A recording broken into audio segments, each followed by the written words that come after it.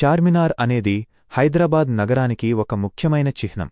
దీనిని 1591లో కుతుబ్ షాహీ వంశానికి చెందిన 5వ సుల్తాన్ మహమ్మద్ కులీ కుతుబ్ షా నిర్మించారు. దీని నిర్మాణానికి గల కారణంపై భిన్న కథనాలు ప్రచారంలో ఉన్నాయి. ఒక కథనం ప్రకారం ప్లేగు వ్యాధి నిర్మూలనను గుర్తుచేసుకుంటూ దీనిని నిర్మించారు.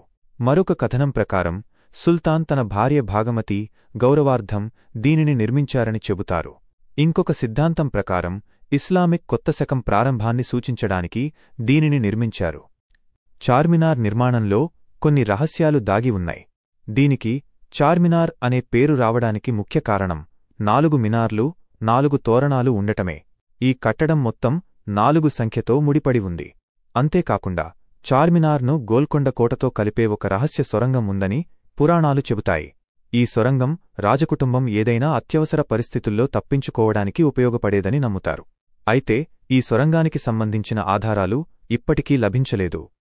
చార్మినార్ను సున్నపురాయి, గ్రానైట్ మరియు ఇసుకతో నిర్మించారు. నిర్మాణానికి ఉపయోగించిన సున్నపురాయికి కొన్ని ప్రత్యేక పదార్థాలను కలిపి పులియబెట్టడం వల్ల ఈ కట్టడం చాలా దృఢంగా ఉందని నిపుణులు చెబుతారు. అందుకే ఇది శతాబ్దాలుగా చెక్కుచెదరకుండా ఉంది. దీని పునాది కూడా చాలా లోతుగా, అంటే కనీసం 30 అడుగుల లోతులో ఉంటుందని చెబుతారు.